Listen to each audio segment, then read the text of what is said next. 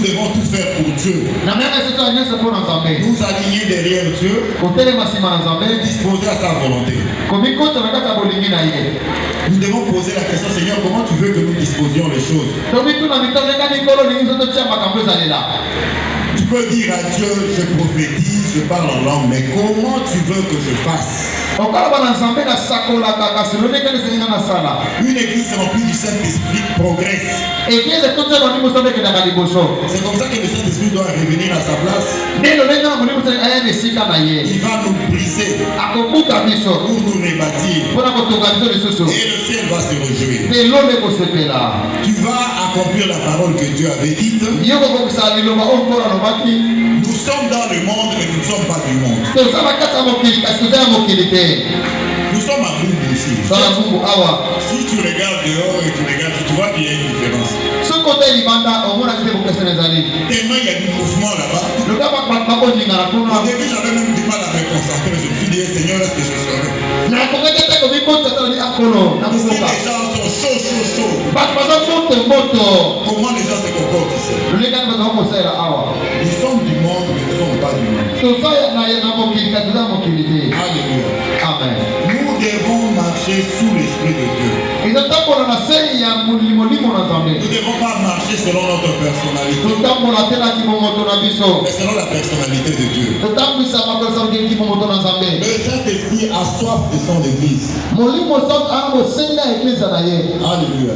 Amen. La personne du Saint-Esprit, non les dons du Saint-Esprit. Nous devons donc nous mettre à genoux et interroger Dieu. Nous devons laisser Dieu nous parler. Bien aimé, le Saint-Esprit, il est dans l'Église. Alléluia. Amen. C'est lui qui contrôle, qui doit contrôler l'Église. C'est lui qui transformera nos vies.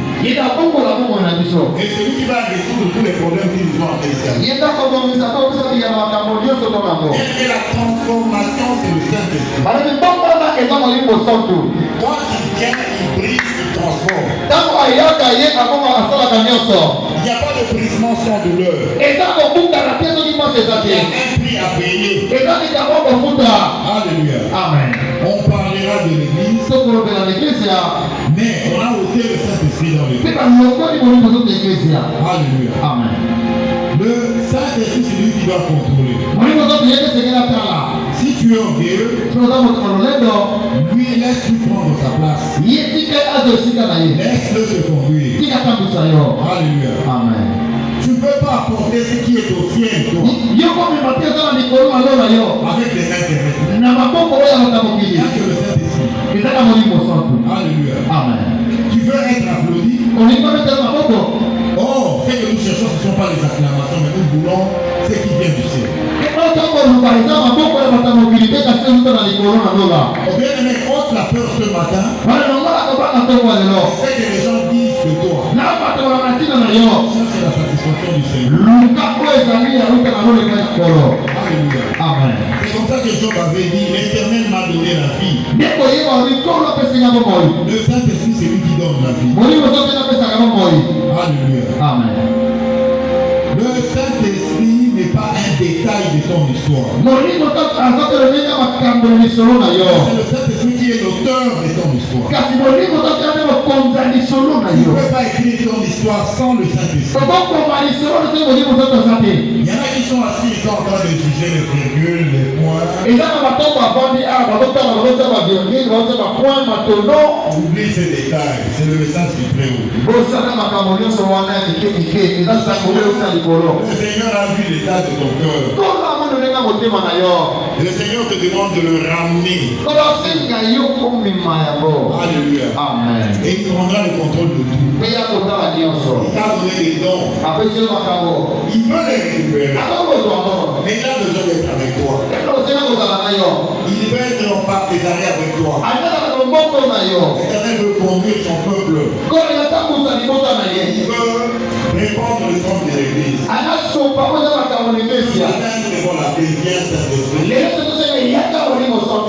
Il va résoudre tous tes problèmes que tu as. Il va guérir ta ta maladie. Il est la solution à tous tes problèmes. Nous devons lui dire, Seigneur, je ne te veux pas comme tu veux, mais comme toi tu le veux. Le Saint-Esprit va t'ôter toute marque qui est en toi, mais va te donner sa marque à lui. Quand nous préparons la Pentecôte, l'Esprit qui est tout et plein de compassion va dire. Bien-aimés, nous demandons seulement Saint-Esprit de venir. De venir parmi nous. Que le Seigneur soit élevé. Nous allons nous lever pour prier. Si cette parole a touché ton cœur, nous nous mettons debout. Nous allons prier le Seigneur.